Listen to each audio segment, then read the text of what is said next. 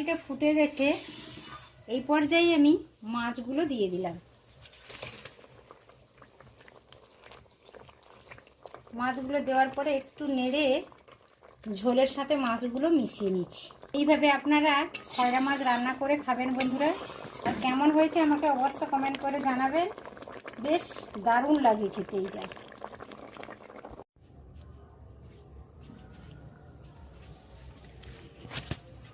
দেখুন বন্ধুরা, এই ছোট সাইজের খয়রা মাছ আজকে বাজার থেকে নিয়ে চলে এসেছি।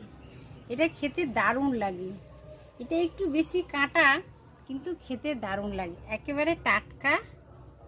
তো এই খয়রা মাছেরই আজ আমি একটা ভিডিও করব, আপনাদের সকলের সাথে শেয়ার করব। ভিডিওটা স্কিপ করবেন না বন্ধুরা। ছোট্ট ইউটিউবারের চ্যানেলটিকে সাবস্ক্রাইব করে থেকে যাবেন। বরাবরের মতো আপনারা না সাপোর্ট করলে আমরা এগোতে পারবো না। আর ছোট্টখাট্ট নিত্য নতুন ভিডিও পাওয়ার জন্য অবশ্যই আমার চ্যানেলকে সাবস্ক্রাইব করে রাখবেন। চলুন এখন আমি মাছটা কেটে নেব, কাটাটাও আপনাদের দেখিয়ে দেব, আর তারপরে রান্নাটা করব।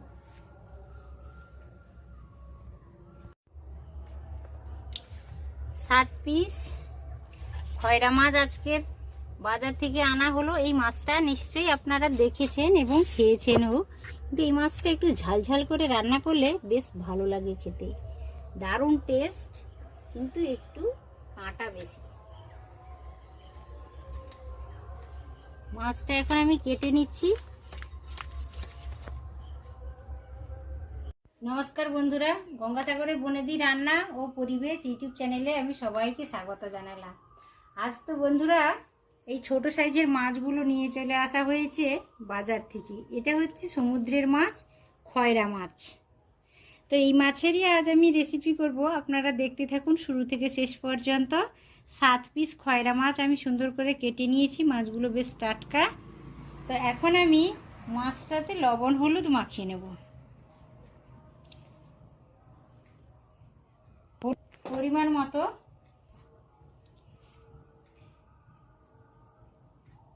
লবণ দিয়ে দিলাম।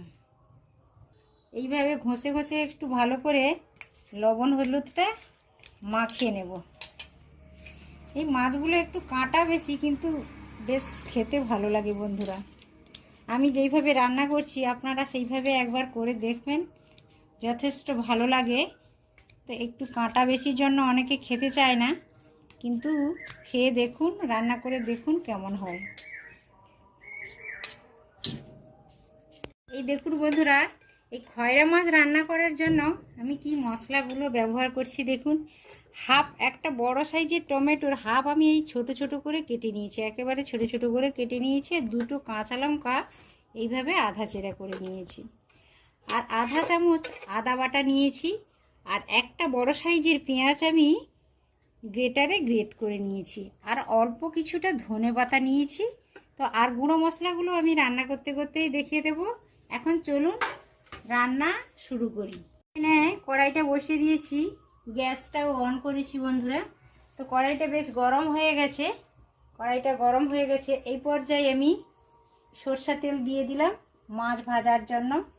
2 টেবিল চামচ সরষা তেল ব্যবহার করলাম। আমি রান্নাটা সবসময়ই সরষা তেলে করে থাকি। এবার মাছগুলো ভেজে নেব। তেলটা বেশ গরম হয়ে গেছে, ধোঁয়া বেরোতে শুরু করেছে। এই পর্যায়ে কিন্তু অল্প অল্প করে আমি মাছগুলো ভেজে নেব।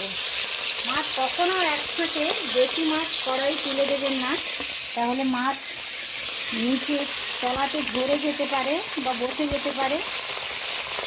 অল্প অল্প মাছ দিয়ে ভাজলে মাছ ভাজাটা ভালো হয়, রান্নাটাও ভালো হয়। এই দেখুন মাছটা বেশ লালচে করে ভেজে নিয়েছি। এবার মাছগুলো তুলে নিচ্ছি।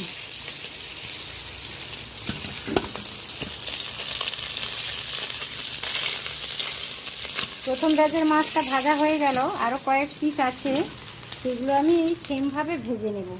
দেখুন বন্ধুরা, খয়রা মাছটা আমার সমস্ত ভাজা হয়ে গেছে। এই দেখুন বেশ লালচে করে আমি মাছগুলো ভেজে নিয়েছি। এখানে একটা কথা বলে রাখি, যারা নতুন রাঁধুনি বা রান্না করতে চেষ্টা করছেন বা রান্না শিখছেন বা ওই ধরনের যারা, তাদের উদ্দেশ্যে বলছি যে মাছ ভাজার সময় সবসময় একটু বেশি তেল দিয়ে মাছটা ভেজে নিতে হয়। পরের দিকে কম তেল দিয়ে রান্না করলেও কোনো অসুবিধে থাকে না। মাছ অল্প তেলে ভাজলে তাহলে আঁচটে গন্ধ করে, মাছ খেতে ভালো লাগে না। অবশ্য বেশি তেল দিয়ে একটু মাছ ভেজে নেওয়া উচিত। মাছ ভাজার পরে কড়াইতে অল্প তেল রয়েছে, আরও রান্নার জন্য 1 টেবিল চামচ আমি তেল দিয়ে দিলাম। ফ্লেমটা এই মুহূর্তে আমি একেবারে লোতে রেখেছি। এই দেখুন, ফোড়নের জন্য ছোট চামচের 1 চামচ আমি কালো জিরে ব্যবহার করলাম। ফোড়নটা হয়ে গেছে, দেখতেই পাচ্ছেন ফোড়ন থেকে একটা সুন্দর অ্যারোমা চলে আসছে। এই পর্যায়ে আমি গ্রেট করা পেঁয়াজটা দিয়ে দিলাম।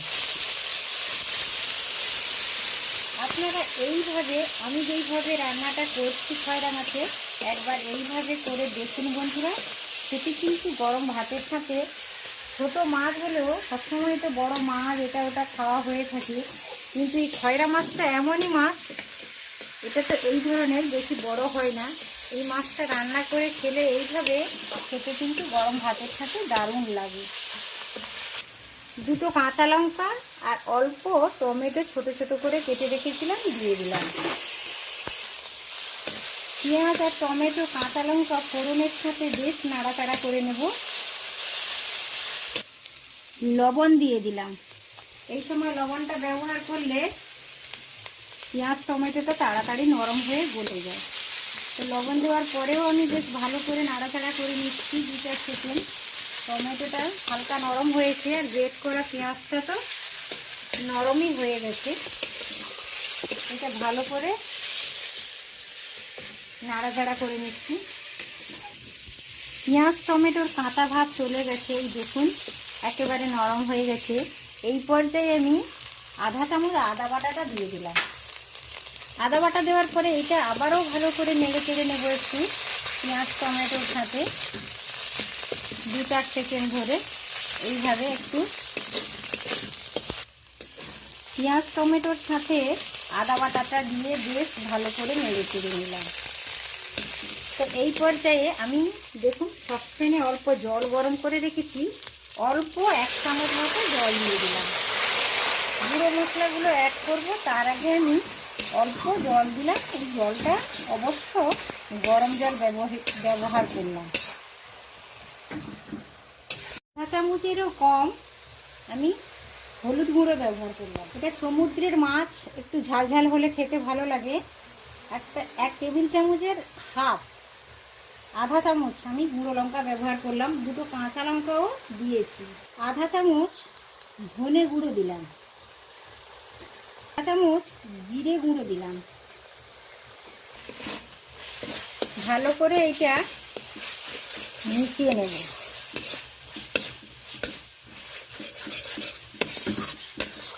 পেঁয়াজ টমেটোর সাথে গুঁড়ো মশলাগুলো দিয়ে বেশ কয়েক সেকেন্ড আমি ভালো করে কষিয়ে নিলাম। গ্যাসের ফ্লেমটা এই মুহূর্তে একেবারে লোতেই রেখেছি। একটু আমি এই পর্যায়ে বাড়িয়ে দেব, জলটা অ্যাড করব, একটু বাড়িয়ে দিলাম। হালকা তেল রিলিজ করতে শুরু করেছে। এবার আমি উষ্ণ করে জল গরম করে রেখেছি, জলটা যোগ করে দেব। গরম জলটা দিয়ে দিলাম। অল্পই মাছ, বেশি জলের প্রয়োজন নেই, আপনারা জলটা বুঝেই ব্যবহার করবেন। এই তরকারিটাতে বেশি ঝোল রাখলে কিন্তু খেতে ভালো লাগবে না, মাখো মাখো করলে তবেই ভালো লাগবে। আপনারাও সেইভাবে করে নেবেন বন্ধুরা। তরকারিটা ফুটে গেছে, এই পর্যায়ে আমি মাছগুলো দিয়ে দিলাম। মাছগুলো দেওয়ার পরে একটু নেড়ে ঝোলের সাথে মাছগুলো মিশিয়ে নিচ্ছি। এইভাবে আপনারা খয়রা মাছ রান্না করে খাবেন বন্ধুরা। আর কেমন হয়েছে আমাকে অবশ্য কমেন্ট করে জানাবেন। বেশ দারুণ লাগে খেতে এইটা। এই পর্যায়ে আমি 3টা কাঁচা লঙ্কা দিয়ে দিলাম। এটা অপশনাল, আপনারা চাইলে দিতে পারেন, না চাইলে না দিতে পারেন, কোনো অসুবিধে নেই। তরকারিটা একেবারে রেডি হয়ে গেছে। দেখুন বন্ধুরা কত লোভনীয় দেখাচ্ছে, একেবারে মাখো মাখো হয়ে গেছে। এইভাবে আপনারা ট্রাই করে দেখবেন, অবশ্যই আমাকে কমেন্টের মাধ্যমে রিপ্লাই করবেন কেমন হয়েছে তরকারিটা।